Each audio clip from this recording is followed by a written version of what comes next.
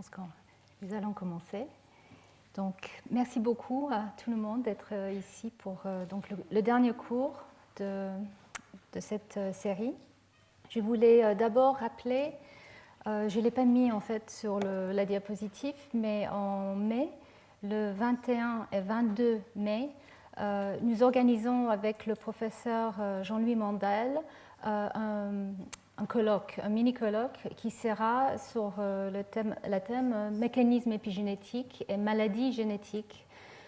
Donc, si ça vous intéresse, je vous encourage de venir et plusieurs personnes qui sont invitées pour venir parler ont été citées au cours de tous ces cours et séminaires que j'ai organisés. Donc voilà, vous êtes tous bienvenus.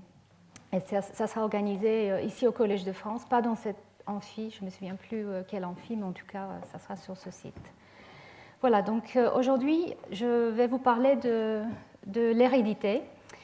Nous avons commencé cet aspect de l'épigénétique la semaine dernière avec le séminaire qui a fait la transition entre épigénétique et environnement et épigénétique, hérédité et environnement. Et donc moi, je vais continuer sur cet aspect-là. Et tout de suite après, il y aura aussi un séminaire qui nous passera à l'autre échelle de temps, l'échelle de l'évolution. Donc Troy Day est un expert, un mathématicien, biologiste et expert de l'évolution qui va parler justement du rôle éventuel de l'épigénétique, des changements épigénétiques et le lien avec l'environnement justement sur l'évolution. Donc je vais commencer avec une image que j'ai déjà montrée lors du premier cours. Et ici, finalement, je vous fais un résumé des différents phénomènes que j'ai décrits depuis plusieurs semaines, où il s'agit de l'épigénétique mitotique, de l'héritabilité mitotique, donc les changements qui peuvent avoir lieu dans une cellule, que ce soit dans un œuf fécondé ou plus tard, au cours du développement, des changements qui peuvent avoir au niveau de l'expression génique et qui sont maintenus de façon stable au cours des divisions cellulaires. Mais dans tous les cas que j'ai présentés jusque-là, ils sont reprogrammés dans la lignée germinale. Donc il s'agit bien d'épigénétique, et ici je pense qu'il n'y a aucun doute que nous avons des changements qui sont totalement basés sur un phénomène épigénétique et non pas au niveau de la séquence de l'ADN, parce que comme je l'ai décrit lors du premier cours, une cellule différenciée peut être reprogrammée pour devenir un être entier juste avec 4 facteurs. Et normalement, dans une lignée germinale, il y a cette reprogrammation de tous les épigénomes pour arriver à une situation totalement naïve qui peut mettre en place le développement normal. Et on peut ajouter sur ce développement normal d'autres phénomènes comme l'inactivation du chromosome X, où un des deux X est différentiellement traité, et ce de façon stable au cours des divisions aussi, l'empreinte génomique, le traitement différentiel lié à l'origine parentale des allèles, la vernalisation chez les plantes, un changement lié à un déclenchement de froid qui a un effet stable au cours de toute la vie de la plante, mais qui est reprogrammé à chaque génération, et l'impact nutritionnel avec la gelée royale, comme je l'ai décrit sur les abeilles. Donc il y a ces changements qui sont parfois extrêmement stables dans des cellules somatiques, mais tout est reprogrammé entre générations dans les lignées germinales en général. On peut avoir aussi des changements d'état dans des situations métastables dans certains cas. Je vous en ai parlé par exemple au niveau de l'inactivation du X ou au niveau de l'empreinte génomique, mais la situation globalement reste stable sauf dans la lignée germinale. Mais il y a des situations, et peut-être plus fréquemment retrouvées chez les plantes que chez les animaux, ou chez les mammifères en tout cas, où cette reprogrammation n'est pas forcément complète, où on peut avoir une reprogrammation partielle, mais qui permettent une transmission lors de la méiose au cours de la lignée germinale d'un état qui est présent ou est mis en place. Et ici, je vous montre de manière extrêmement simpliste la situation que je vais décrire en plus de détails maintenant. Qu'est-ce qui se passe si un changement d'expression génique ou d'autres fonctions qui induit soit par erreur dans la lignée germinale, soit par un changement environnemental ou de nutrition. Et ce changement pourrait éventuellement être transmis au cours des générations de manière stable ou de manière plus ou moins stable, c'est-à-dire transmission pendant quelques générations et ensuite perte. Alors, lors du séminaire la semaine dernière, vous avez entendu que chez les plantes, effectivement, il y a des cas de ces changements épigénétiques, ces épiallèles, qui peuvent être extrêmement stables. Donc, chez les plantes, effectivement, il y a plusieurs exemples maintenant d'épiallèles très stablement transmis au cours des générations, qui ne sont pas réversés ou qui montrent une certaine métastabilité, mais en tout cas, globalement, restent en place. Chez les mammifères, vous allez voir, la situation est beaucoup plus complexe et je pense qu'on peut vraiment dire que dans la majorité des cas, les changements épigénétiques qui ont lieu dans les cellules somatiques ou dans la lignée germinale sont bien effacés à chaque génération. Donc, les erreurs éventuellement qui sont faites sont relativement rares ou peut-être elles sont présentes, mais nous n'avons pas encore le moyen de les détecter. Donc ça, c'est quelque chose, cette notion finalement on trouve ce qu'on cherche est clairement là. Pour tout ce qui est épigénétique, il n'y a que très récemment les outils pour vraiment détecter des épiallèles. Mais nous pouvons dire que finalement, les généticiens, depuis maintenant très longtemps, travaillent avec les phénotypes, donc les caractères héréditaires. Et clairement, pour les animaux comme la souris, et peut-être encore plus chez l'humain, les caractères héréditaires qui ne sont pas liés à un changement au niveau de la séquence de l'ADN sont finalement relativement rares. On va le voir. Alors, une première chose que je voulais faire, c'est distinguer les effets stables épigénétiques au cours des générations qu'on peut appeler des effets transgénérationnels, des effets intergénérationnels qui peuvent aussi être appelés des effets parentaux. Donc ici, je vous montre ça beaucoup plus spécifiquement. Si on prend une souris ou un rat, une femelle gestante, et s'il y a une induction, un stress ou un changement de nutrition qui est imposé sur cette femelle, elle peut être touchée, donc son épigénome ou ses épigénomes, comme je l'ai dit la semaine dernière, peuvent être affectés, mais aussi l'épigénome de son fœtus peut être affecté et sa lignée germinale. Donc finalement, avec une exposition d'un événement, un stress ou d'un changement d'environnement à un temps donné sur une femelle, on peut toucher non seulement la première génération, mais deux autres, le fœtus et sa progéniture. Donc ici, il s'agit des effets intergénérationnels, parce que finalement, le changement affecte tous les individus. Le changement était présent sur tous ces individus, sur ces trois générations.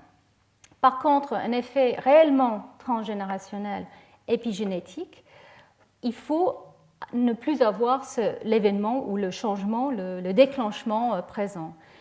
Donc on parle, en tout cas pour une transmission par la femelle, d'un effet réellement transgénérationnel qu'à partir du troisième génération, c'est-à-dire la progéniture finalement de cette lignée germinale, pour être certaine que finalement aucune de ces générations a été touchée par le changement environnemental.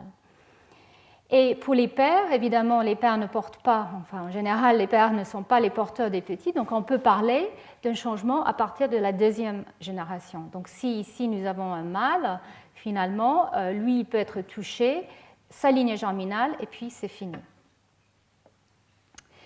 Donc si maintenant je voulais décrire quelques cas, on va dire, véritables d'effets transgénérationnels. Je vais revenir sur ces effets parentaux ou ces effets intergénérationnels plus tard, mais je voulais commencer en parlant finalement de ces phénomènes qui peuvent être stables au cours de plusieurs générations, à partir de F3, stables sur le temps, Et peut-être un des cas le plus classique qui a été décrit, c'est le cas de la paramutation, qui a été découvert dans les années 50 par Brink.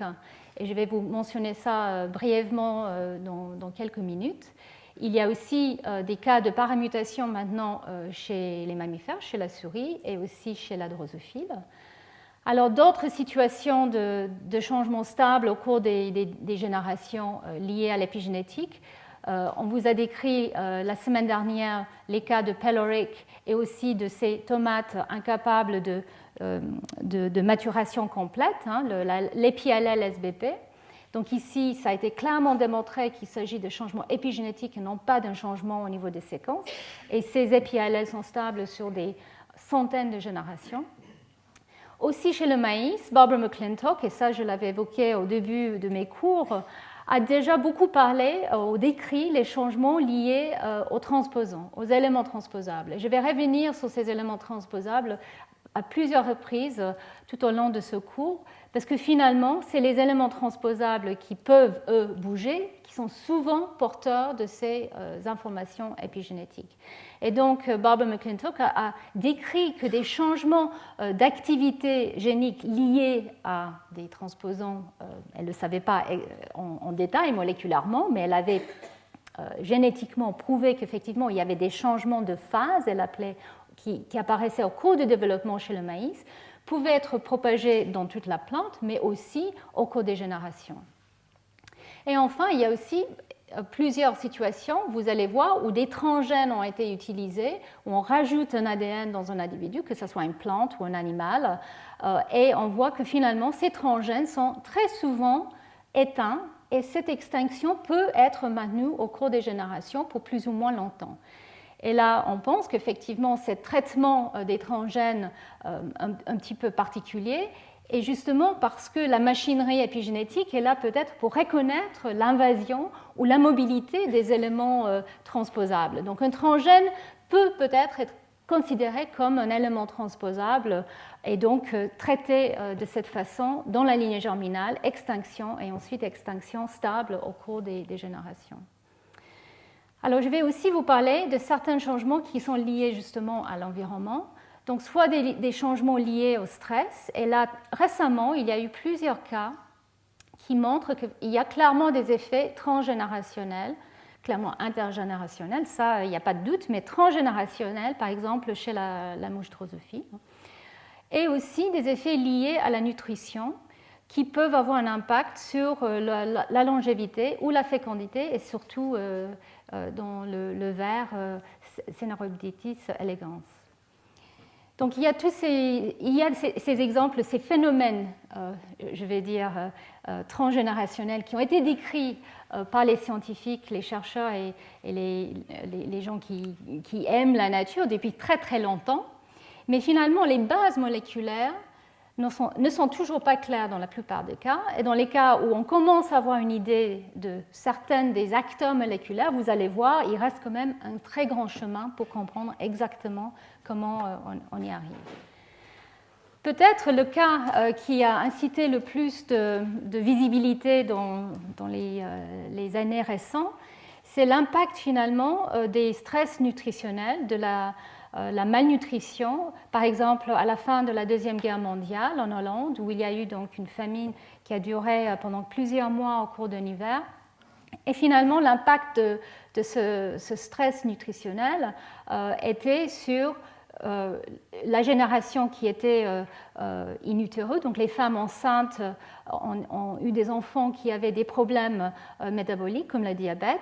Et donc l'idée, là, on parle souvent des effets finalement de l'environnement sur l'hérédité et via l'épigénétique. On cite souvent ce type d'exemple, mais vous allez voir que pour le moment, je pense qu'on peut vraiment dire qu'il s'agit là vraiment des effets parentaux, une exposition d'une détresse, d'une malnutrition in utero sur l'individu et peut-être sur sa lignée germinale, mais pas forcément plus loin. Donc, deux points qui ont été bien soulevés au séminaire la semaine dernière par Vincent Collot. Je veux insister sur ça parce que finalement, nous avons très très peu de cas où on peut réellement prouver qu'il y a un effet purement épigénétique de hérédité.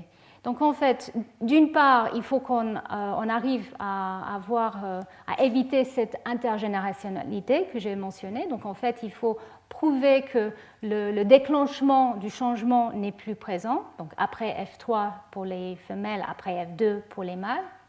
Et la deuxième chose qui est extrêmement difficile à prouver, c'est qu'il n'y a réellement pas de changement de séquence de l'ADN, soit des mutations, soit des insertions de transposons, etc., qui pourraient, eux, être impliqués dans les phénotypes qui sont vus et qui restent extrêmement stables et héréditaires, mais qui peuvent finalement ne pas être dus à un changement épigénétique malgré les apparences. Et je vais vous montrer un exemple très clair de ça chez l'humain, qui pour moi démontre la difficulté de vraiment être certain quand on parle de phénomènes épigénétiques méiotiques. Alors, donc les questions qui se posent, je pense que j'en ai mentionné pas mal déjà, juste pour vous montrer que c'est vraiment une thématique qui est très d'actualité. Ce mois-ci, dans ce journal, Trends in Genetics, on parle justement du pont entre générations, la transmission d'informations d'une génération à l'autre, qui peut être basée justement sur autre chose que la séquence de l'ADN. Alors, effectivement, à quel point il y a ce type d'héritage, quels sont les mécanismes éventuels, quelles sont les marques et quel type de molécules peut-on évoquer, comment ces changements, ces épimutations peuvent être induits et quelle est leur stabilité. Vous allez voir, il y a une diversité de possibilités. Est-ce que leur stabilité peut être influencée? Et finalement, c'est le séminaire d'aujourd'hui, à quel point ces changements épigénétiques peuvent être sujets à une sélection au cours de l'évolution ou peuvent contribuer à l'adaptation et l'évolution. Vous allez entendre plus tard. Donc je voulais juste faire un sorte de tour des molécules ou des acteurs moléculaires, des mécanismes épigénétiques. J'ai essayé de rester un peu dans les schémas que je vous ai déjà montrés auparavant pour mes cours sur les aspects épigénétiques mitotiques. Il s'agit d'un schéma extrêmement simplifié. Donc, je vous dis tout de suite, ici, je n'essaie pas du tout de vous montrer l'élaboration des mécanismes. D'ailleurs, pour chaque phénomène que je vais décrire, comme je l'ai dit, nous ne savons pas encore exactement comment ça marche. Et d'autre part, même sur les peu de choses que nous connaissons, je pourrais passer déjà 3 heures de cours sur chacun. Donc, j'essaie simplement de vous donner un peu l'horizon des acteurs. Donc ici, contrairement à ce que je vous avais montré la semaine dernière et les semaines d'avant, ici je parle de la ligne germinale.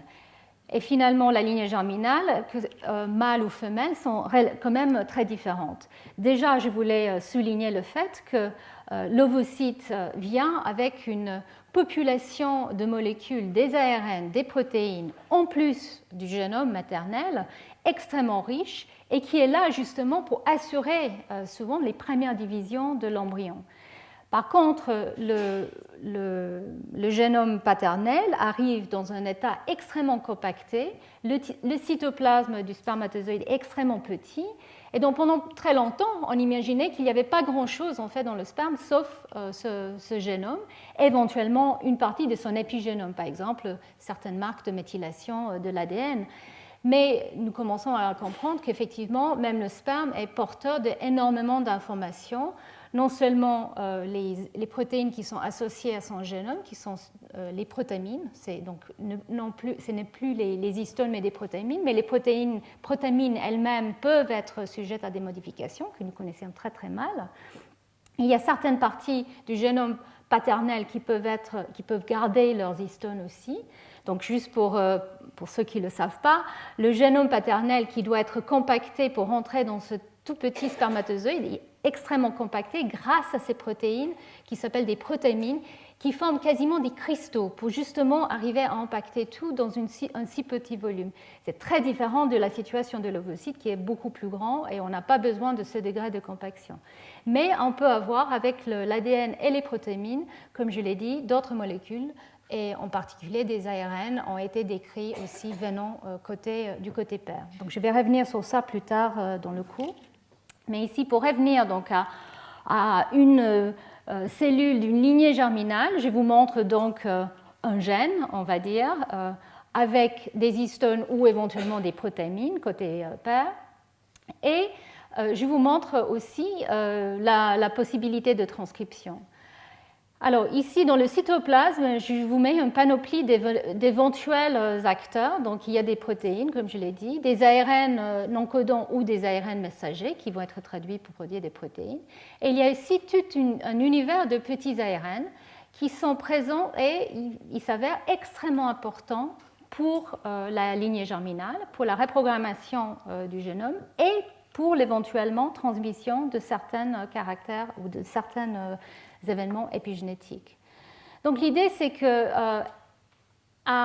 s'il y a un événement environnemental, un changement de nutrition par exemple, ou l'application des toxines, de la pollution par exemple, quel est l'impact finalement sur la lignée germinale qui peut changer quelque chose autre que l'ADN. Et donc là, il faut quand même que je souligne, comme je l'ai dit, que clairement, les changements génétiques au niveau de la séquence de l'ADN sont les changements les plus fréquemment associés avec des changements héritables. Et donc, effectivement, des événements de stress ou toxiques peuvent avoir cet impact-là. Mais est-ce qu'on peut aussi imaginer des changements au niveau de l'épigénome et au niveau de la reprogrammation de la lignée germinale dans un individu?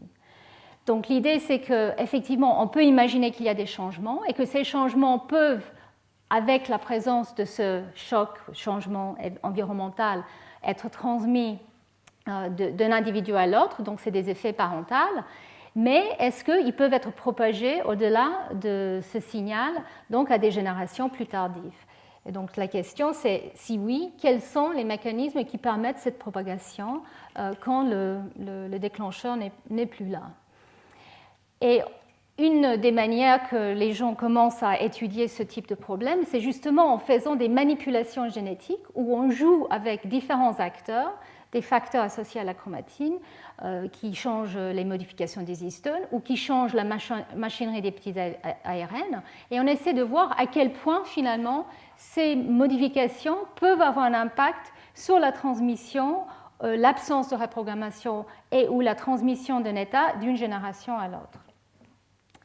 Et donc, ici, je vous liste de manière très synthétique les sources de ce type d'informations épigénétiques et les mécanismes éventuels. Alors, tout d'abord, on peut juste imaginer qu'effectivement, un gène avec ses facteurs de transcription et sa polymérase qui est actif pourrait continuer cette activité avec un feedback loop, donc une boucle-tige. Je ne sais pas comment on dit ça, j'ai oublié, en tout cas une boucle de rétroaction, voilà, pour maintenir un état. Donc si finalement le gène produit une protéine ou un ARN qui stimule sa propre expression, dans la manière la plus simpliste, on peut imaginer qu'on propage cet état. Alors je dois dire qu'il y a très très peu de cas, même si c'est une manière évidente d'imaginer une propagation d'un état, il y a très peu de cas où ça a été clairement montré pour un passage au cours de la lignée germinale. Très souvent, les gènes changent d'activité et on ne pense pas qu'une activité propagée de cette façon-là pourrait être envisageable pour une transmission méiotique. Par contre, les marques de la chromatine, clairement, ont un rôle. Donc, il y a des variants d'histones qui ont été démontrés comme étant importants, justement, pour la transmission de certains états et qui sont aussi essentiels pour le bon effacement de certains états épigénétiques, soit dans la lignée germinale, soit dans l'ovocyte fécondé.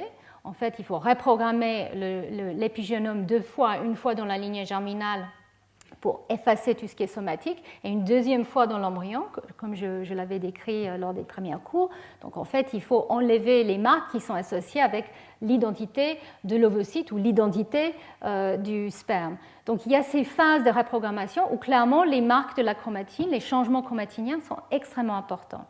Et je vais vous montrer un ou deux exemples où clairement, quand on joue avec ces marques, si on les change, on peut voir qu'il y a un impact finalement sur la transmission au cours des générations. Il y a d'autres acteurs qui ne sont pas encore connus, mais qui ont été un peu évoqués lors des discussions la semaine dernière, je pense. Donc finalement, est-ce que le positionnement des nucléosomes ou est-ce que la structure trois-dimensionnelle du chromosome, donc au-delà des histones eux-mêmes, mais une structure plus globale, pourrait aussi être propagée? Donc ça, c'est des inconnus, mais à éventuellement imaginer. Et puis les ARN, clairement, sont des acteurs majeurs dans les phénomènes épigénétiques transgénérationnels. Et comme je l'ai dit, il y a l'univers des petits ARN qui semble être très important pour certains types de mémoire à travers des générations. Et finalement, je voulais aussi citer le cas des protéines qui peuvent être aussi des porteurs d'informations épigénétiques. Donc les protéines de type prion qui peuvent changer la structure d'une protéine, de la même protéine, et ce changement peut être propagé au cours des divisions cellulaires. Alors pourquoi pas aussi à travers des générations, c'est quelque chose qui est très peu connu, que dans certains champignons ça a été étudié, mais peut-être effectivement on pourrait imaginer des phénomènes épigénétiques qui pourraient être propagés à travers des générations. Alors je voulais quand même juste souligner que les prions du type maladie de Creutzfeldt-Jakob que vous connaissez tous, j'imagine, ne sont pas transmissibles à travers des générations. Mais ce type de protéines qui peut faire des amyloïdes existe et pourrait être aussi évoqué comme un porteur d'informations épigénétiques transmissibles. Alors, oui, donc là j'avais pas mal d'animations que je ne vous ai pas montrées, mais ici c'est juste pour vous montrer qu'effectivement des marques d'activité de la chromatine comme H3K4 méthylé ou H3K36 méthylé sont clairement impliquées dans certains phénomènes transgénérationnels, je vais vous montrer ça dans un instant, et puis aussi les marques d'inactivité comme celles associées à la polycom ou la méthylation d'ADN peuvent aussi être importants pour la transmission de l'information à travers des générations. Et les petits ARN qui sont non seulement transmissibles de façon, je dirais, cytoplasmique, mais qui sont très fortement liés avec des changements chromatiniens et qui sont responsables, vous allez voir, de l'extinction de l'activité, surtout des éléments transposables, mais qui peuvent avoir un impact aussi sur d'autres régions du génome. Donc, alors là, je vous ai déjà dit que les éléments transposables sont clés dans cette transgénérationnalité.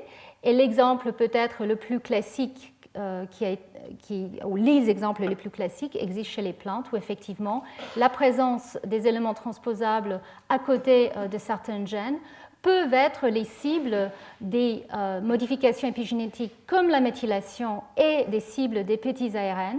Et donc c'est cette information finalement épigénétique qui va permettre une transmission d'un état inactif à travers des générations. Alors, la grande question, pourquoi finalement ce type d'élément n'est pas programmé? La manière la plus simpliste de répondre à ça, c'est qu'effectivement, il est très dangereux de permettre des éléments transposables d'être actifs, surtout dans une lignée germinale. Mais clairement, il y a des fenêtres de temps où ces éléments peuvent être actifs.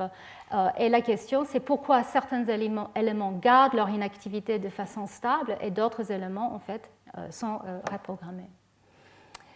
Donc, je voulais très brièvement vous citer un exemple qui vient de sortir, qui est chez C. elegans.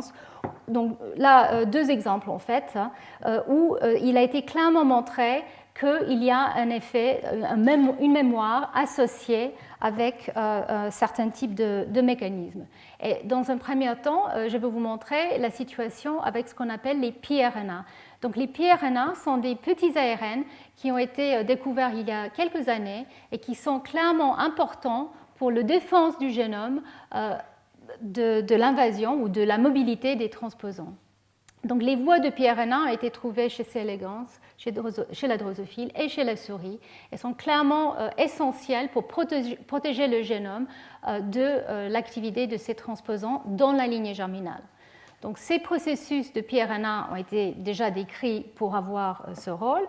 Et ce qui est très intéressant, c'est que 3 papiers sont sortis à la fin de l'année dernière dans Cell, tous les trois dans le même volume de Cell, qui montre que ces voies de pRNA, en fait, peuvent permettre l'extinction transcriptionnelle d'une région qui n'est pas une région endogène, donc d'un transgène, en fait, dans deux de ces papiers. Ils ont pris des transgènes.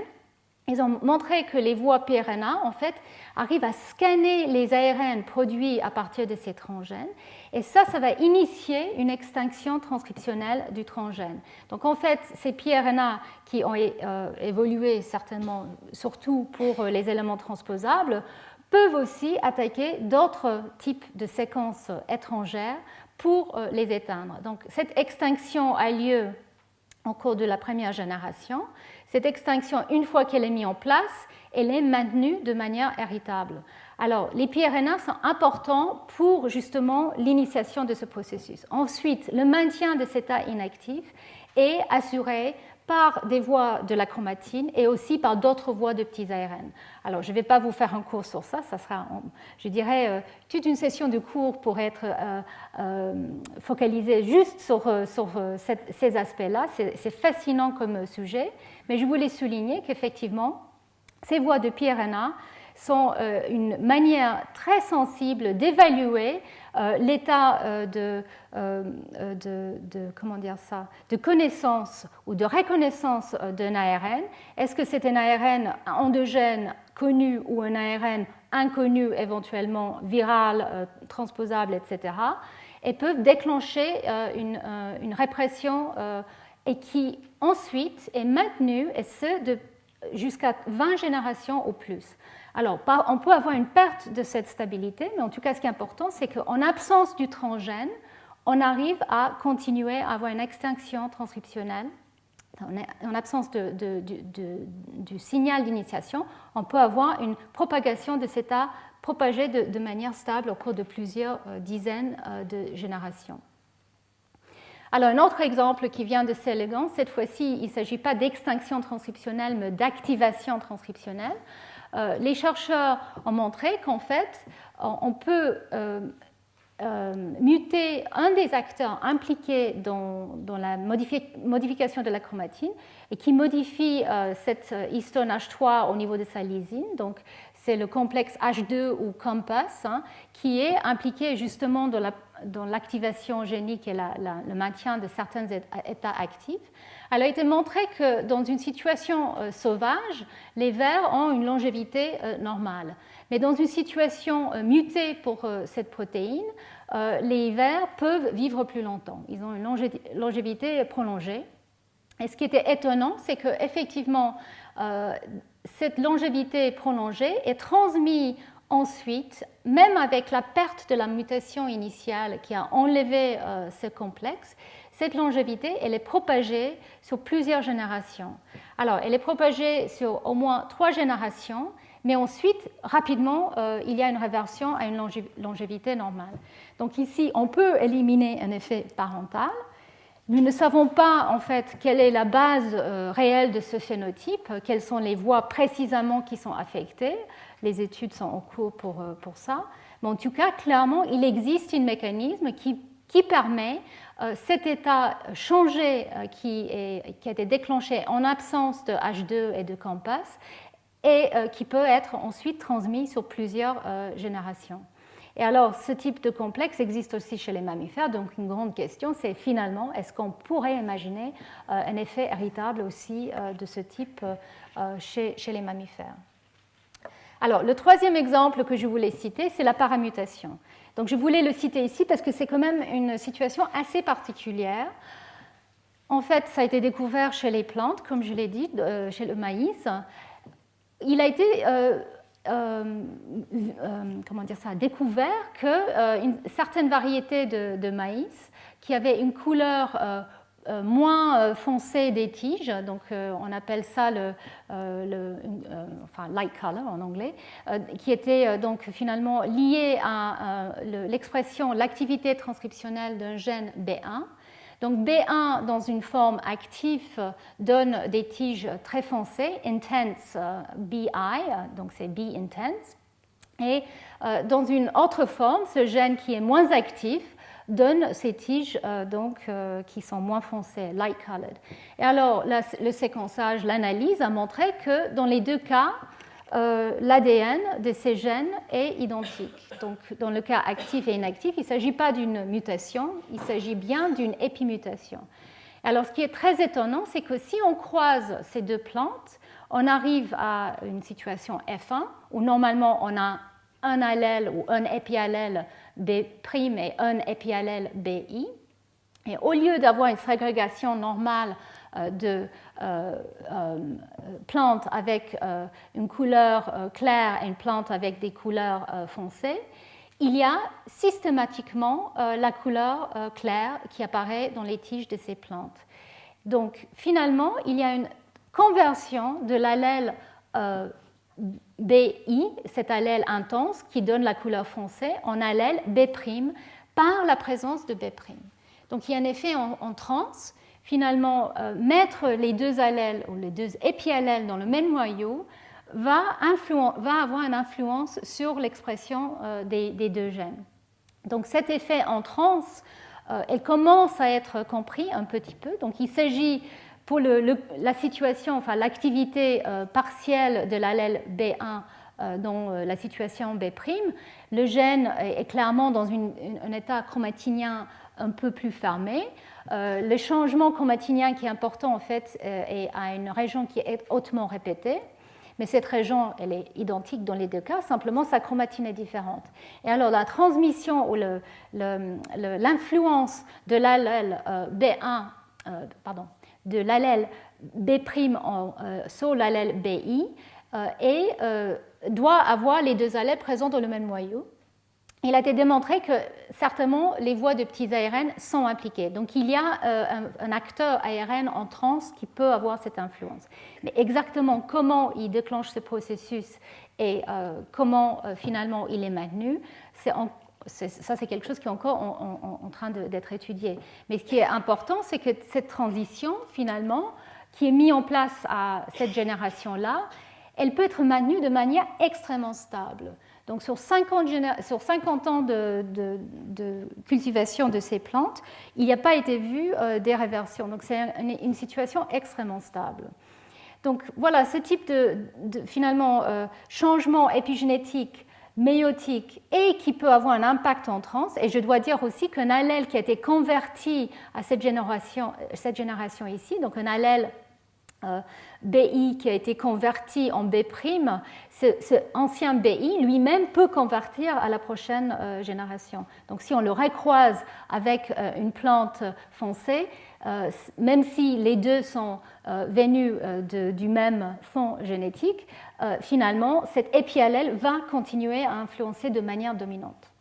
Donc c'est fascinant comme système et pour des décennies, les gens pensaient que c'était encore quelque chose, une bizarritude des plantes. Mais non, ça existe aussi chez les mammifères.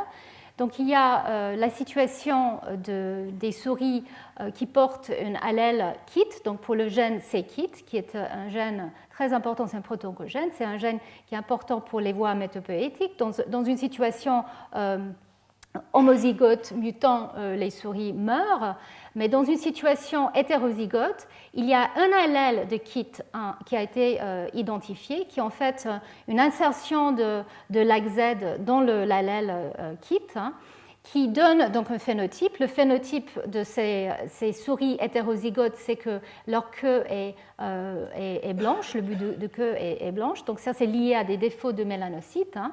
Et ce qui est démontré, c'est que si on croise, donc si on a une souris finalement issue d'un croisement entre un hétérozygote avec une souris sauvage, la progéniture qui est sauvage au niveau génétique, c'est-à-dire au niveau de la séquence de l'ADN, les individus qui ne sont pas porteuses de cette mutation vont quand même avoir leur bout de queue blanche.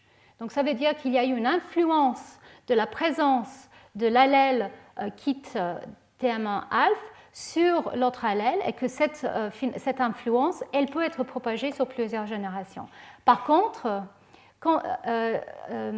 au contraire des plantes, cet effet n'est vu que sur quelques générations. Donc à partir du génération 4, on commence à voir une perte de ce phénomène de paramutation. Donc chez les mammifères, clairement, c'est moins stable que chez les plantes.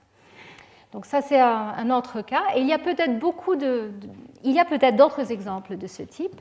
Le problème, c'est qu'effectivement, avec des effets transitoires de ce type, très souvent, les généticiens, peut-être qui ont des cages de souris ou des plantes dans un champ, vont dire, ben voilà, finalement, on a eu quelques cas qui avaient un phénotype un peu différent, on s'est perdu au cours de quelques générations.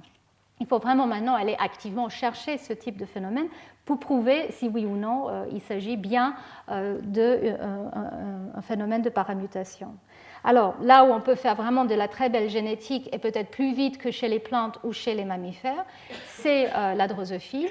Et très récemment, ici à Paris, le groupe de Stéphane Ranceret avec Christophe Antoniewski a montré qu'effectivement, chez la drosophile, il y a aussi de la paramutation et ils ont trouvé que finalement, là, il s'agit de l'utilisation des voies piRNA. Et peut-être ce type de voie piRNA est aussi utilisé dans ces autres phénomènes, simplement ça n'a pas été encore prouvé. Donc je ne vais pas rentrer dans les détails de ce papier, mais je vous incite d'aller le lire. C'est un très beau travail qui montre qu'effectivement la paramutation clairement existe dans d'autres systèmes aussi, et on espère qu'on aura une définition moléculaire rapidement grâce à ce type de modèle. Alors, je viens de vous décrire pas mal d'exemples, c'est de la phénoménologie peut-être, où on a quand même des preuves aussi génétiques que ces phénomènes épigénétiques peuvent être transmises. Mais le point clé peut-être, c'est comment finalement on arrive à voir ces phénomènes transgénérationnels quand il y a une reprogrammation importante dans la lignée germinale. Et donc, chez les mammifères, ici, je vais vous montrer une diaporama que j'ai montrée la semaine dernière, je pense, et déjà plusieurs fois.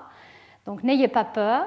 C'est la dynamique de la méthylation de l'ADN, donc une partie de l'épigénome de la souris au cours du développement. Donc, si vous vous rappelez bien, je vous ai dit que dans la lignée germinale, la méthylation de l'ADN et d'autres marques sont effacées au cours de l'embryogenèse dans les cellules qui vont former les gamètes. Donc, dans la lignée germinale, il y a un effacement global de la méthylation et ensuite il y a un réétablissement de certaines marques de méthylation précises, comme par exemple les empreintes qui ont lieu.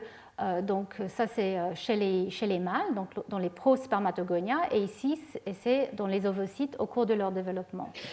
Donc il y a un effacement de tout, ou presque, y compris les empreintes de la précédente génération, et ensuite une remise en place de certaines marques de méthylation, et ensuite il faut garder ces marques, ces changements, à travers des premières divisions cellulaires après la fécondation, là où il y a une deuxième vague globale de déméthylation. Donc, comme je l'ai dit, il y a au moins 2 vagues de reprogrammation de l'épigénome. Une première dans la lignée germinale et une deuxième au cours des premières divisions cellulaires, en tout cas chez les mammifères.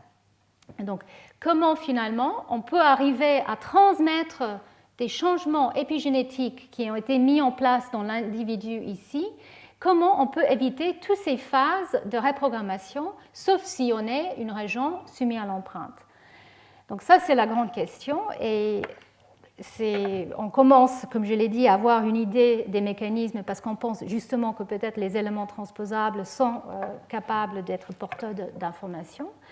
Mais en tout cas, ce qui est important, c'est qu'effectivement, globalement, il y a une tabula rasa, donc une situation naïve qui est mise en place ici, qui permet donc, le développement de l'embryon. Donc, qu'est-ce qui se passe pour justement éviter cet effacement dans certains cas? Et quel type de matériel on utilise? Comme je l'ai dit, on peut imaginer effectivement que les ARN, il ne s'agit pas que de la méthylation de l'ADN, qui est le cas finalement qui était le plus étudié depuis des années, parce qu'on avait les outils de le faire. Et donc là, les 2-3 exemples que je vais vous montrer chez les mammifères, c'est bien la méthylation qui a été regardée.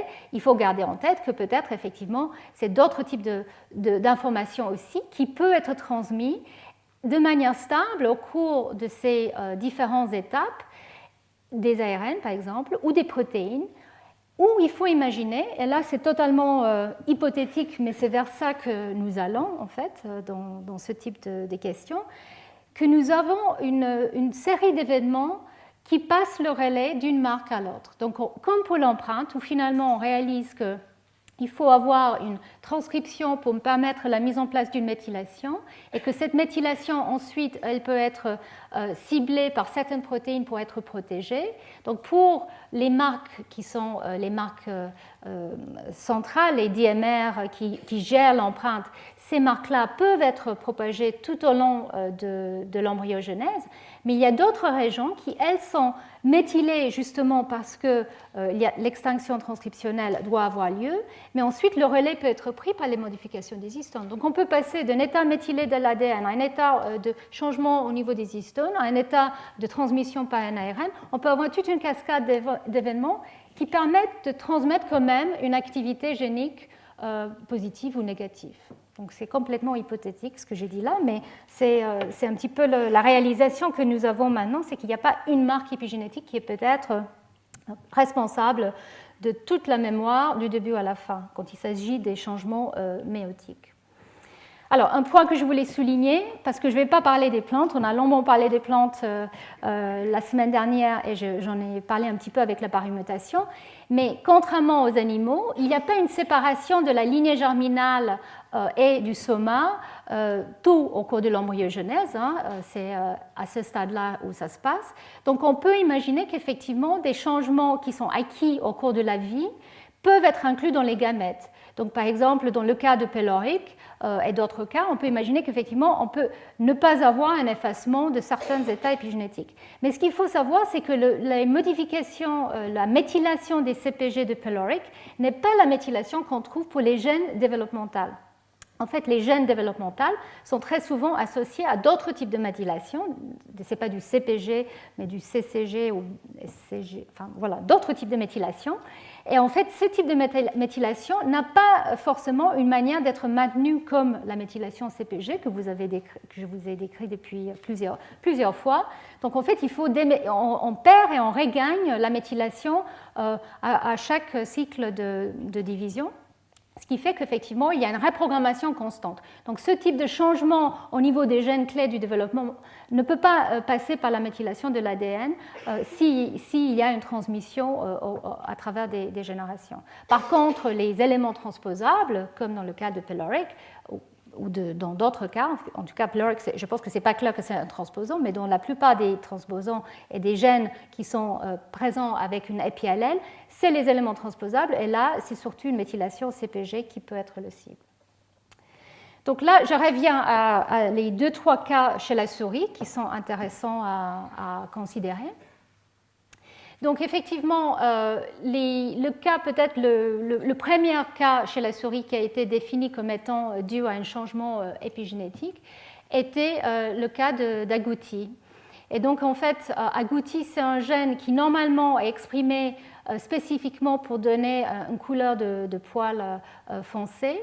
Et l'arrivée d'un élément transposable à une centaine de kilobases en 5' de son promoteur a généré un nouveau type de transcrit, contrôle de transcrit, qui donne une expression dans d'autres tissus que les poils, qui finalement donne une expression dans des tissus qui sont impliqués, par exemple, dans la croissance. Et donc, en fait, on arrive à avoir un état d'obésité et une prédisposition à des tumeurs dans les souris qui expriment cette forme d'agouti. Et donc, en fait, cette insertion d'un rétrotransposant en 5' d'agouti génère en fait une situation métastable qui est associée à l'état épigénétique de cet élément transposable. Donc, dans une situation où l'élément transposable est méthylé, il y a une expression très faible de cette forme qui est la forme qui va donner le pelage très jaune et un état d'obésité. Donc, avec une méthylation, nous avons une expression quasiment normale d'agouti. Donc il a été montré qu'effectivement, cet état de couleur peut être corrélé avec l'état de méthylation de cette région-là. Donc ici, je vous montre très schématique, enfin c'est un Sardone qui montre l'état de méthylation de l'allèle. Hein. Donc la couleur foncée est la couleur jaune clair. Dans le cas de la couleur jaune clair, nous avons une moindre méthylation que dans une situation de couleur noire. Donc expression plus importante quand la méthylation est moins présente. Donc ça, c'est quelque chose qui a été décrit. Donc il y a avec aussi un effet d'origine parentale. Il a été montré qu'effectivement, c'est surtout la mère qui va transmettre ça à ses petits. Donc une transmission maternelle va donner toujours une gamme de différents types de couleurs et que ça peut être influencé, vous allez voir, par la nutrition. Mais en tout cas, cette gamme de couleurs est donnée à chaque génération. Et cette situation, clairement, était un cas stable, même s'il y a toujours cette variégation, donc cette métastabilité entre individus finalement qui ont l'expression ou pas de cet élément transposable avec un degré plus ou moins important. Mais en tout cas, ça pouvait être transmis de manière reproductible d'une génération à l'autre. On avait toujours ce type de gamme de différentes épialènes. Donc ça, c'était un cas. Le deuxième cas était donc la situation de cette souris axine fuse tail. En fait, la protéine axine est importante justement pour l'axe embryonnaire. Et en fait, un changement d'expression de ce gène par l'insertion, cette fois-ci, d'un élément rétrotransposant à l'intérieur du gène. Donc, en fait, il ne s'agit pas d'un élément loin du gène, mais vraiment à l'intérieur du gène. Et que cette insertion qui donne lieu à une expression antisens peut avoir un impact sur l'expression finalement d'une forme mutée de ce gène axine et qui donne lieu donc à cette déformation d'une queue. Alors ici on voit qu'effectivement, comme dans l'autre cas, nous avons toujours une gamme différente d'épiallèles, hein, donc c'est aussi une situation métastable, mais dans ce cas-là, il n'y a pas de changement que ça soit transmis par le père ou par la mère. Donc finalement, la situation reste équivalente avec une transmission paternelle ou maternelle. Donc voilà deux cas qui ont été étudiés comme étant clairement liés à la méthylation de l'ADN d'un élément transposable. Donc à ce moment-là, effectivement, il y a eu cette réalisation que finalement les rétrotransplants sont peut-être importants pour permettre ce type d'effet transgénérationnel chez les mammifères. Alors comment chercher d'autres épiallèles? Donc ce sont les épiallèles qui sont les plus connus. Et très récemment, il y a eu plusieurs études qui ont été publiées où il a été étudié la dynamique beaucoup plus précise, génomique à l'échelle du génome, de la déméthylation de l'ADN à différents stades dans la lignée germinale au cours du développement. Et comme je l'ai déjà dit, il y a une perte de la méthylation globale dans la lignée germinale, comme vous voyez ici en bleu. Et dans ce papier, il a été montré, donc ça, ce n'est pas le sujet du cours d'aujourd'hui, mais en tout cas, que cet effacement de la méthylation est lié à une conversion à la 5-hydroxyméthyle. Comme je l'ai soulevé il y a quelque temps, cette conversion est peut-être la manière de justement enlever la méthylation 5-méthylcytosine en la transformant en 5-hydroxyméthylcytosine. En tout cas, ils ont regardé ça à l'échelle du génome, comme je l'ai dit, et justement, ça donnait la possibilité de chercher des gènes ou des loci qui échappent à cette déméthylation et qui pourraient donc justement être des candidats pour des allèles transmissibles d'un état épigénétique. Et ils ont trouvé dans ce papier presque 5000 loci qui ne sont pas déméthylés correctement, et ils ont trouvé que, comme peut-être attendu, vu ce que je viens de vous dire, c'était surtout des éléments répétés, et en particulier des éléments type IAP, comme ce qui a été trouvé chez Agouti et Axen, qui sont très souvent, ne sont pas reprogrammés totalement. Et donc, la suggestion, c'est que ces éléments-là, qui sont parmi les plus actifs chez les rongeurs ou chez la souris, peut-être il y a un mécanisme justement qui les empêche d'être réactivés à ce stade du développement. Et donc justement, ces éléments restent peut-être méthylés malgré la déméthylation globale. Mais il y avait aussi d'autres leuciques qui ont été découvertes, donc 233 leuciques qui ne sont pas forcément associés avec un IAP, mais peut-être il y a des éléments transposables cryptiques qui n'ont pas été montrés. Et juste pour vous montrer comment ça a été fait, donc justement, ici, vous voyez à différents stades de l'embryogenèse, 10 jours et demi, 11 jours et demi, 12, 13. Donc ça, c'est la lignée germinale, les cellules germinales de chaque stade, l'état de méthylation de différents gènes. Ici, vous voyez un gène typique, DAZL, qui est complètement méthylé à ce stade-là, mais qui devient déméthylé, comme vous voyez, à partir de 11 jours et demi. Par contre, ces trois gènes-là ont bien échappé cette reprogrammation. Donc, ils pourraient bien être des candidats d'éventuels épiallèles qui peuvent être transmis dans un état méthylé. La question, c'est est-ce qu'en fait, ils résistent à la deuxième vague de déméthylation qui a lieu au cours de l'embryogenèse précoce après fécondation. Donc, ça, c'est quelque chose que j'imagine les auteurs sont en train d'étudier. Donc voilà, ça c'est pour vous montrer qu'effectivement, il y a peut-être d'autres cas. La question, c'est à quel point ce type de gène qui échappe à cette reprogrammation est maintenu de façon stable ou pas au cours de plusieurs générations. Ça aussi, c'est quelque chose qui n'a pas été regardé. Donc, je voulais quand même, comme je l'ai indiqué tout au début de ce cours, vous montrer un cas donc chez l'humain. Je vous avais montré maintenant les plantes, la drosophile, un petit peu et maintenant, je voulais parler de chez l'humain. Donc, c'est ici, effectivement, que les gens sont très, très intéressés de savoir à quel point est-ce qu'il y a finalement des épimutations. Donc, est-ce qu'il y a des épimutations héréditaires qui pourraient être liées à différents phénotypes, et en particulier le cancer.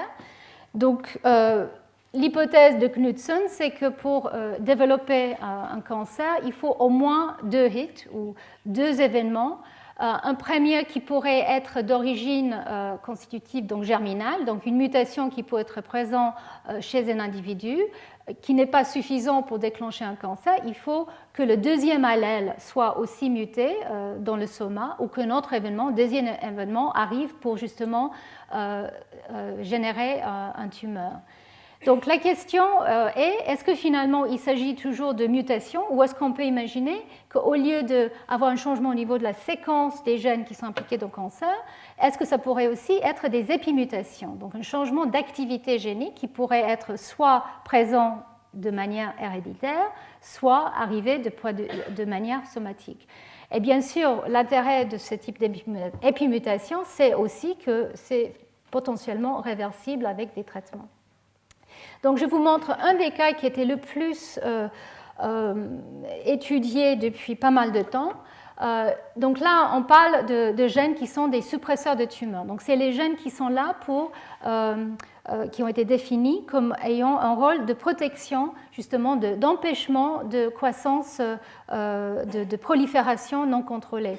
Il y a plusieurs types de suppresseurs de tumeurs, et l'idée, c'est que si on enlève une copie, il y a l'autre copie pour assurer l'affaire, mais si on enlève les 2 copies, là, effectivement, un cancer peut se déclencher avec ou non d'autres événements. Et donc, la question, c'est est-ce que ce type de gène, ces suppresseurs de tumeurs, pourraient être éventuellement sujets à des changements épigénétiques? Et est-ce que dans certains cas héréditaires de cancer, familial, on pourrait imaginer qu'il y a des situations où finalement, avec certains de ces suppresseurs de tumeurs, on trouve systématiquement un état méthylé ou une épimutation.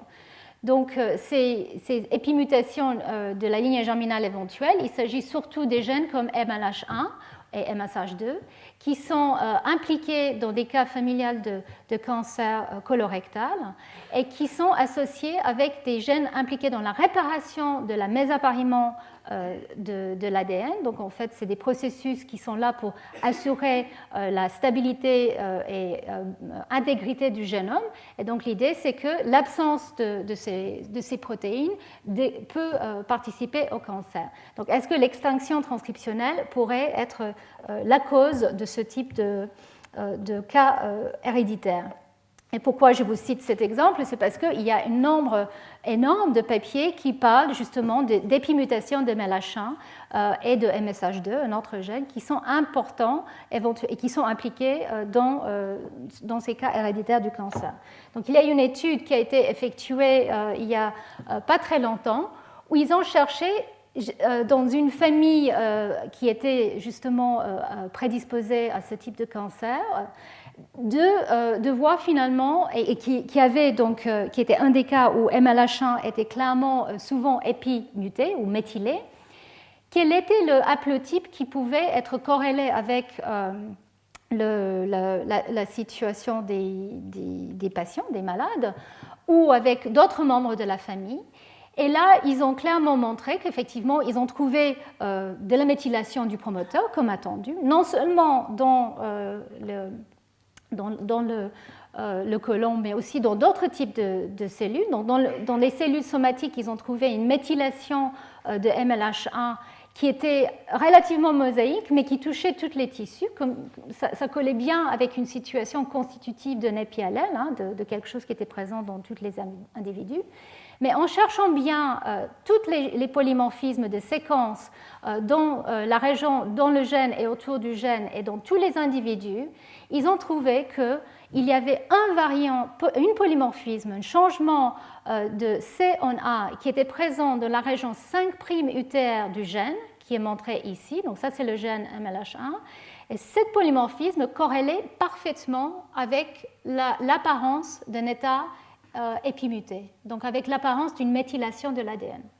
Et ils ont allé plus loin. Ils ont regardé dans certains de ces individus si cette méthylation qui est associée avec l'extinction transcriptionnelle de MLH1 était présente aussi dans le sperme. Parce que si c'est un vrai épiallèle, on devrait avoir une transmission, justement, comme je le disais, d'un état silencieux. Et ils ont trouvé qu'en fait, dans le sperme, ce gène est en fait non méthylé et actif, même avec ce variant-là. Donc en fait, ici, pour vous montrer, donc c'est un schéma qui vient de leur papier, la situation est que donc, les membres de cette famille ont donc, on peut dire une mutation, mais en fait c'est un polymorphisme dans la région promotrice du gène MLH1 qui est présent, qui va prédisposer à une extinction transcriptionnelle qui peut être méthylée au niveau de l'ADN, et que cette présence de ce polymorphisme donc, donne un apparent épiallèle, que cette situation est totalement réversée dans le sperme où finalement l'allèle polymorphe, l'allèle muté et l'allèle sauvage sont tous les deux bien exprimés, et qu'au cours du développement, au cours de l'embryogenèse, en fait, l'expression de ce gène, l'allèle qui porte ce polymorphisme, va être moins facilement activé, et ça va corréler avec une méthylation de l'ADN. Donc ça, c'est un exemple où clairement un soi-disant épiallèle était en fait dû à un changement de la séquence de l'ADN dans une région régulatrice du gène. Et maintenant, parce qu'on a les outils pour regarder, les gens commencent à regarder d'autres cas. Il y a d'autres situations, par exemple, un autre gène qui est impliqué dans le cancer, DAPK1. Pareil, là, il s'agit d'un variant finalement qui est à 6kb en 5' du gène, qui semble être la raison pour laquelle il y a une méthylation privilégiée de ce gène. Et dans le cancer en général, il y a beaucoup de cas où effectivement des génotypes particuliers, donc des polymorphismes, des single nucleotide polymorphisms, qui peuvent être liés avec un promoteur ou avec d'autres éléments régulateurs, pourraient prédisposer à une extinction transcriptionnelle et un état méthylé. Et donc ici, je vous cite quelques exemples. Et ce qui est important d'imaginer, ici je vous montre un schéma que je vous avais montré déjà pour l'inactivation du X, pour l'empreinte, où ici on a une expression monoallélique sans avoir un polymorphisme. Le cas que je viens de vous montrer, c'est que dans ce type de situation, nous avons une expression monoallélique qui est due à un changement de la séquence d'une région régulatrice. Mais comme je l'ai indiqué, très souvent, en fait, c'est une expression, c'est un état métastable, donc méthylé inactif, non méthylé et partiellement actif. Donc ce qui est important, c'est de dire finalement un polymorphisme de la séquence peut conduire à un état plus ou moins éteint, mais il est important de savoir que cet état plus ou moins éteint pourrait éventuellement être réversé. Et ça, c'est un point majeur que je voulais souligner ici, c'est que finalement, même si ce n'est pas des réelles épimutations transmissibles d'une génération à l'autre, le fait que ces polymorphismes peuvent conduire à des épimutations qui peuvent donc être réversées est très important parce qu'effectivement avec un traitement d'épidrogue, et ici je vous montre l'exemple qui est donné ici de MLH1, où finalement il s'agit bien d'une méthylation de l'ADN qui apparaît au niveau du promoteur quand le gène est éteint. Et il y a des inhibiteurs des DNM méthyltransférases qui peuvent être appliqués justement à des patients et qui pourraient réverser justement cette extinction et réactiver les gènes, même s'ils portent le polymorphisme. Le gène produit une protéine qui est bien active et fonctionnelle, donc il suffit de le réveiller pour justement peut-être traiter certains patients. Donc ça, c'est l'espoir. Je dois dire que la réalité de ce type de traitement épigénétique, c'est que nous avons vraiment très peu de compréhension des cibles. Ce n'est pas des traitements très ciblés. Et donc finalement, les mécanismes et la manière que le cible peut être plus ou moins touché restent totalement ouverts. Mais je pense que c'est important justement d'imaginer qu'effectivement, avec des outils de plus en plus précis de détection des changements, comme je vous avais montré la semaine dernière, donc avec des cartes épigénomiques, nous pourrons suivre justement l'impact d'un traitement et suivre justement le change d'activité d'un gène suite à ce type de traitement. Alors, ça ouvre aussi la question de finalement à quel point ce type d'épimutation pourrait être sujet à des influences par la nutrition, le stress, les toxines. Évidemment, effectivement, l'épigénome peut changer quand on le stresse ou quand on change les conditions. Donc, on peut imaginer qu'effectivement, ça pourrait aussi avoir un impact sur ce type de gènes très importants comme des suppresseurs de tumeurs.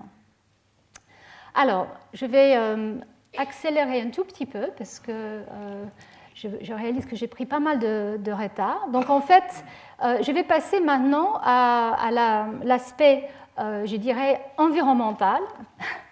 Finalement, je viens de vous parler des cas, je dirais, de laboratoire, même pour le cas de MLH1, où finalement, il y a eu une approche extrêmement rigoureuse scientifique pour attaquer la question de transmissibilité, effet de la méthylation. J'ai oublié de le dire, mais les auteurs de ce papier avec MLH1, ils ont aussi montré qu'effectivement le polymorphisme avait un effet sur l'activité transcriptionnelle du gène avec d'autres tests. Donc une approche très rigoureuse a maintenant un monde qui est un peu, je dirais, moins rigoureux parfois, qui est finalement quel est l'impact de l'environnement sur ce type de phénomène transgénérationnel et en particulier chez l'humain et chez d'autres mammifères, mais surtout chez l'humain.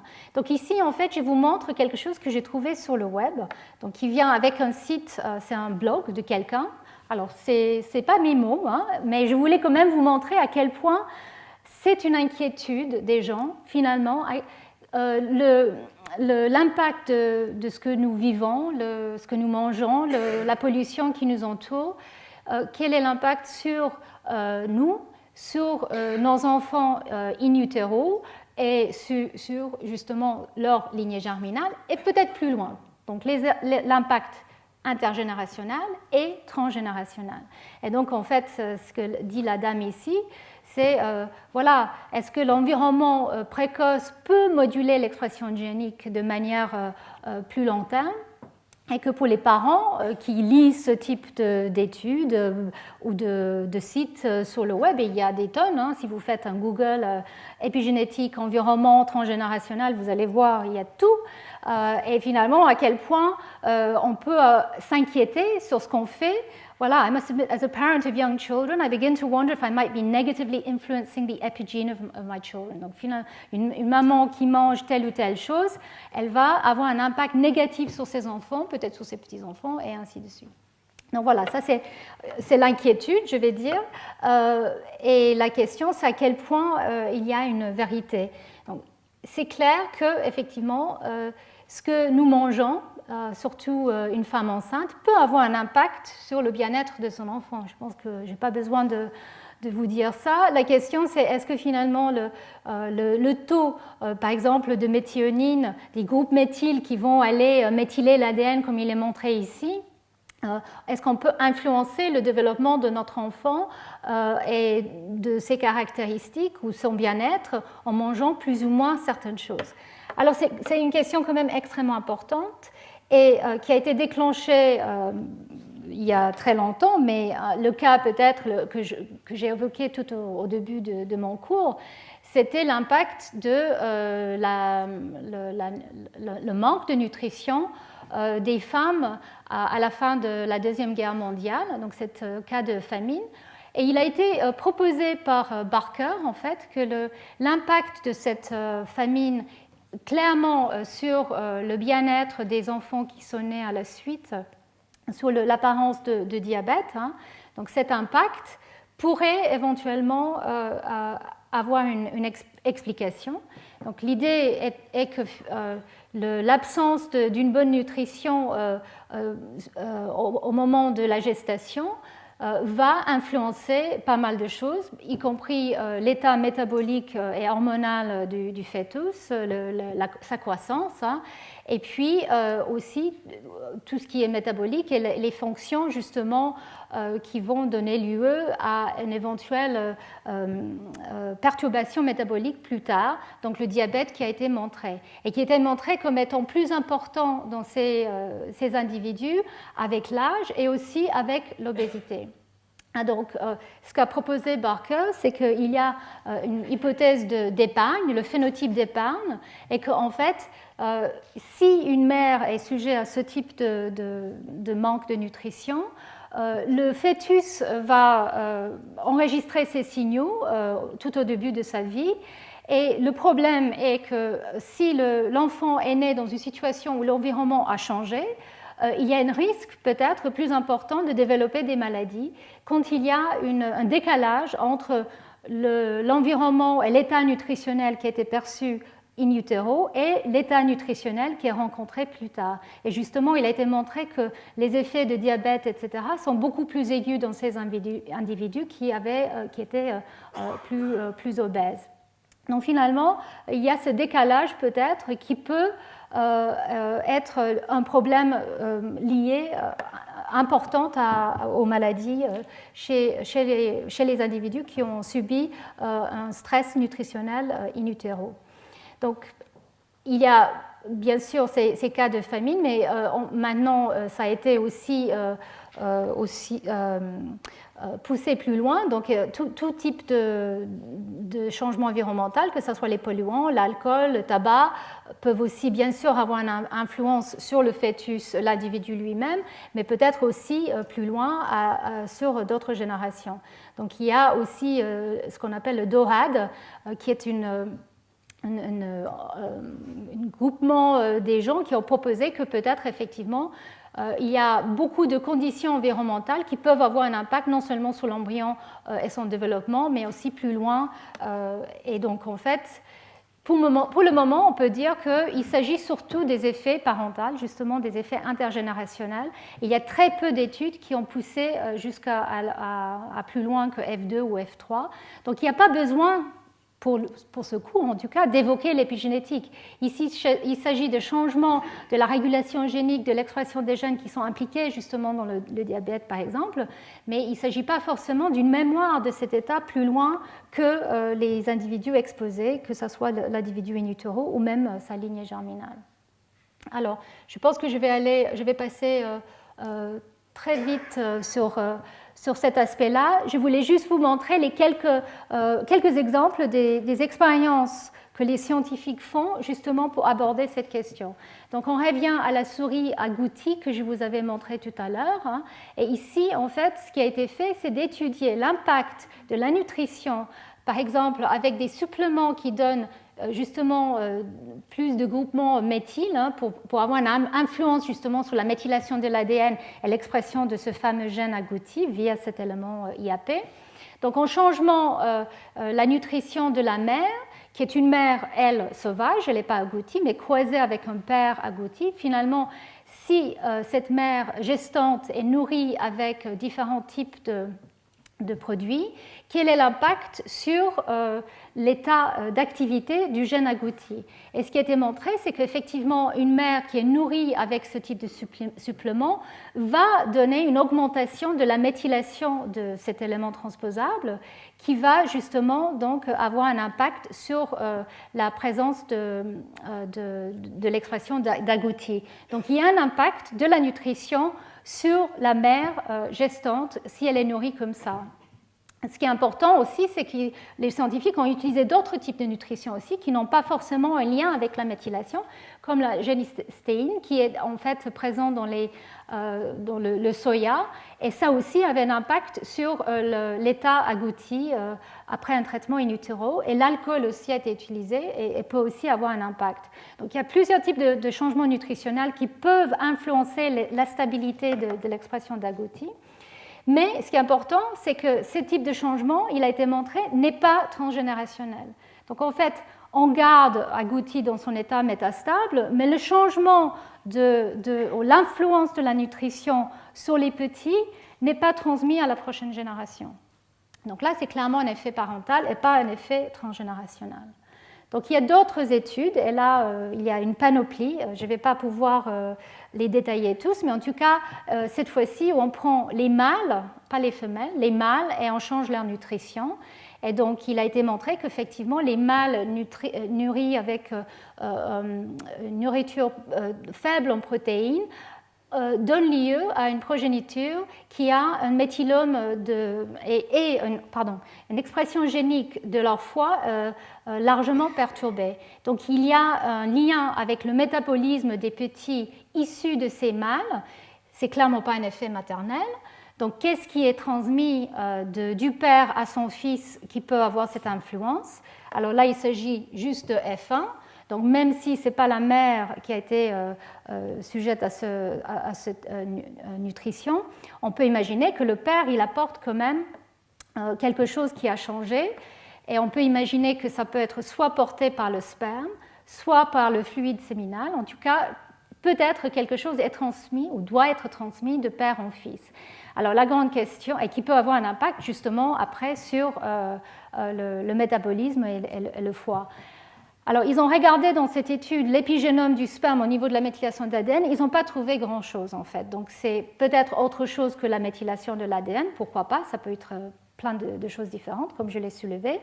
Et ce qui est important, c'est qu'ils n'ont pas regardé une génération plus tard. Donc là aussi, même si ça vient du père, ça peut être purement un effet parental et pas un effet transgénérationnel. Donc ici, c'est, en fait, je cite différents papiers qui ont attaqué la question. Je ne vais pas rentrer dans les détails.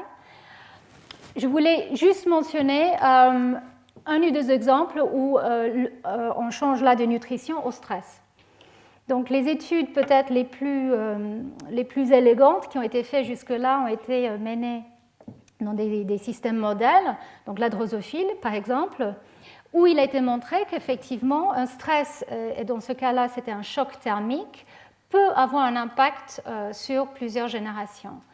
Donc, ils ont montré que cette protéine-là, ATF2, qui est un facteur de transcription en fait, qui se lie à l'ADN et qui est important justement pour l'inactivation à côté des gènes, pas pour l'activité génique, mais pour l'inactivation, pour la création de l'hétérochromatine, cette protéine, sa liaison à l'ADN peut être influencée par un choc thermique. Ce choc thermique va induire la phosphorylation d'ATF2. Et cette phosphorylation va la libérer ou va faire que la protéine se détache de l'ADN. Et l'hétérochromatine, l'état silencieux, est perturbé. Donc les chercheurs ont suivi cet état de répression ou activation avec un gène rapporteur qui code pour une protéine qui donne une coloration rouge aux yeux de la drosophile. Et donc ici, c'est un schéma un peu compliqué, mais en fait, le message est relativement simple. La question, c'est si on fait un choc thermique à une mouche et on la croise et on regarde les générations d'après, à quel point ce changement d'état d'activité qui est induit par le choc thermique peut être transmis à travers des générations. Et ici, vous voyez, en fait, donc en H, c'est choc thermique, et en rouge, et en bleu, c'est absence de choc. Et comme vous voyez, un choc thermique est en fait assez rapidement perdu à travers des générations si on le fait une seule fois. Par contre, si le choc thermique est appliqué plus qu'une fois, une ou deux ou trois fois, on voit que l'impact finalement sur l'apparence de l'état déréprimé à travers des générations, une fois que le choc a été enlevé, donc le choc était à une génération et ensuite ils ont regardé à 2 ou 3 ou 4 ou 5 générations plus tard, ça peut être propagé sur plusieurs générations. Finalement, il y a une réversion, mais on peut augmenter la fréquence ou l'efficacité de la propagation transgénérationnelle de cet état en augmentant le nombre de fois que le choc est donné sur une ou deux ou trois générations. On peut augmenter le nombre de générations par la suite où cette mémoire est gardée. Je ne sais pas si j'étais très claire, mais en tout cas, lisez le papier si ça vous intéresse, c'est très joli. Il y a un deuxième cas qui était aussi chez la drosophile et que je ne vais pas en fait détailler, mais ici il s'agit d'un choc non pas thermique, mais un réel stress toxique. Donc ils ont traité de manière assez intéressante des mouches avec une drogue qui s'appelle la G418, pour laquelle il y a une résistance, la niomycine, qui peut être utilisée. Donc, les mouches qu'ils ont traitées avaient un gène de résistance qui pouvait induire dans différents tissus. Donc, ils pouvaient stresser différents tissus de la mouche au cours du développement et voir quel était l'impact. Donc là, en fait, je voulais citer Waddington parce que finalement, ce qu'ils essayaient de voir, c'est ce type de choc au cours du développement, quel est l'impact finalement sur le développement normal. Et clairement, ils voyaient qu'ils avaient des perturbations. Et au cours du développement normal, normalement, le trajet suivi par une cellule avec les choix développementaux ne peut pas être trop perturbé. Et ça, c'est l'hypothèse de Waddington, qu'il y a la canalisation, les vallées permettent un tamponnage de ce type de perturbation. Mais avec des perturbations de ce type qui ne sont pas habituelles et qui sont très tissu spécifiques, qu'est-ce qui se passe? Et ce qu'ils ont montré, c'est qu'effectivement, ils génèrent donc, par exemple, des mouches beaucoup plus petites ou avec des formations très perturbées des ailes quand ils ont justement stressé des cellules au cours du développement qui allaient donner lieu aux ailes. Et ils ont montré que ce type de perturbation avait un impact sur Polycom, sur les protéines du groupe Polycom, que vous connaissez maintenant bien, j'espère, avec mes cours. Et donc, ces protéines du groupe Polycom sont perturbées et donc donnent une expression anormale de certains gènes. Et ce qui était important, c'est qu'effectivement, cette perturbation, ensuite, pouvait être héritée de façon transgénérationnelle. Donc, pourquoi et comment exactement il y avait cette héritabilité de ces phénomènes, c'est quelque chose qui reste à découvrir plus en détail. Mais je pense qu'ici, c'est un autre cas où effectivement, on peut proposer qu'il y a un impact transgénérationnel de stress qui peut être... on peut évoquer l'épigénétique, même si on ne peut pas exclure des changements génétiques. Et donc, le dernier point que j'avais en fait soulevé déjà la semaine dernière était l'exposition, par exemple, aux perturbateurs endocriniens comme la vinclozoline. Donc, c'est un fongicide et il y a beaucoup d'études qui sont sorties ces dernières années sur ce type de perturbation. Et il faut dire qu'effectivement, il y a des effets transgénérationnels de ce type d'exposition qui donnent lieu à donc, des perturbations, l'apoptose testiculaire, des comportements qui sont changés. Et donc, ce type de produit a un effet sur les androgènes et les oestrogènes. Hein. Mais à quel point, finalement, ces effets transgénérationnels et pas intergénérationnels est réellement dû à un impact épigénétique ou à une transmission épigénétique, ou à quel point finalement nous avons ici vraiment un stress toxique. Est-ce qu'on peut imaginer qu'effectivement il y a des mutations, peut-être au niveau de la séquence, peut-être même une activation des éléments transposables qui pourraient contribuer à ce type de phénotype? Ça, c'est quelque chose qui doit absolument être exploré. Et donc, le dernier point que je voulais soulever, parce que quand même c'est le point qui C'est une des questions qui m'est posée très souvent, parce que quand on me demande, vous travaillez sur l'épigénétique, vous travaillez donc sur tout ce qui est l'impact du comportement sur non seulement vous-même, mais la génération d'après. C'est une question clairement qui intéresse beaucoup les gens. Alors, je commence en disant que clairement le comportement est extrêmement important et le comportement peut être transmis au-delà de l'épigénétique d'une génération à l'autre et que peut-être c'est un cas de transmission extrêmement efficace. Clairement, le comportement des parents au niveau de leurs petits est extrêmement important. Nous savons que le comportement de la mère et son état de stress ou de bien-être peut avoir un impact sur ses petits, clairement.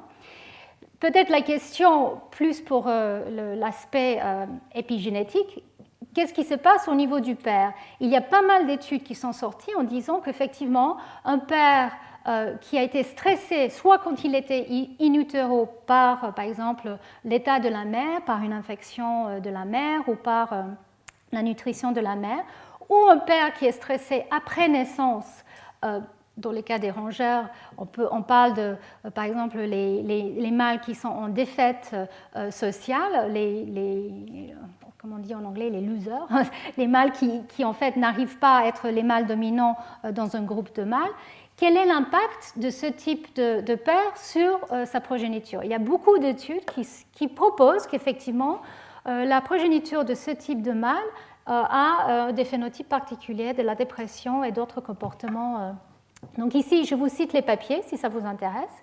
Et je vous cite aussi un peu de la phénoménologie qui va avec, hein, que finalement les mâles in utero, comme je l'ai dit, s'ils sont stressés, peuvent avoir un impact sur leur progéniture. On voit ce qu'on appelle la dysmasculinisation, où finalement la progéniture a un comportement différent et pas suffisamment mâle au niveau des rongeurs, et puis il y a des perturbations au niveau de certains types de petits ARN et aussi d'expression de certains gènes.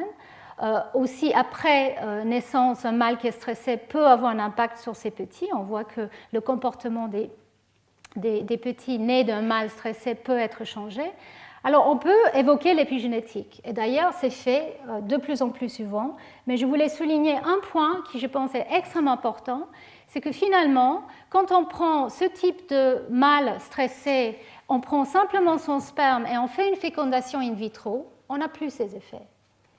Donc, ça veut dire que même si le mâle est stressé et il peut être dans un état qui n'est pas très agréable, finalement, l'impact sur sa progéniture n'est pas dû à un changement épigénétique, en tout cas détectable pour l'instant, qui passe par la fécondation in vitro. Et la possibilité qui maintenant est explorée de manière intense, c'est que finalement, ce type de mâle a un impact sur la mère, soit au moment de la copulation, soit juste avant, soit juste après. Mais en tout cas, la mère peut détecter, soit par les phéromones, soit par des attaques physiques ou soit par le sang, que le mâle est stressé, pas en bon état, et du coup, elle va moins investir dans la progéniture. Donc ça, c'est quelque chose qui est maintenant bien décrit chez les rongeurs. Il y a ce qu'on appelle l'approvisionnement maternel, maternal provisioning. Elle va moins faire attention avec le petit, et du coup, les petits, effectivement, peuvent avoir des comportements particuliers. Donc même si le père stressé peut avoir un impact sur sa progéniture, c'est en fait par la mère que ça se passe. Donc je pense qu'on peut dire qu'on ne parle pas d'épigénétique non plus dans ces cas. Donc voilà, je veux terminer ce cours avec une diapositive très importante. Donc, même si vous n'avez rien compris de ce que j'ai dit aujourd'hui, cette diapo que je vais vous montrer, il ne faut pas l'oublier. Donc, depuis le début, on parle de l'épigénétique, de la génétique.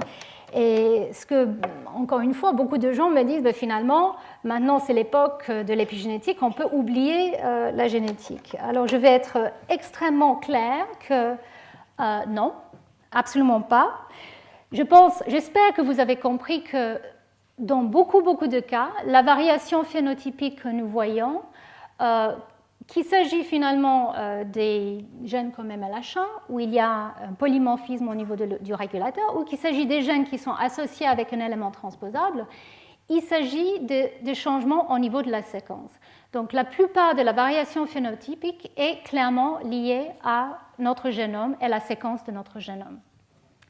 Donc les cas d'épiallèles héréditaires sont vraiment pour le moment très rares, mais peut-être parce qu'on n'arrive pas à les détecter, mais comme Vincent Collot l'a souligné la semaine dernière, c'est très difficile d'aller les chercher et de vraiment éliminer la possibilité d'un changement au niveau de la séquence de l'ADN qui pourrait expliquer le phénotype en question. Mais c'est vers ça qu'il faut que les épigénéticiens travaillent pour arriver à exclure ce type de possibilité.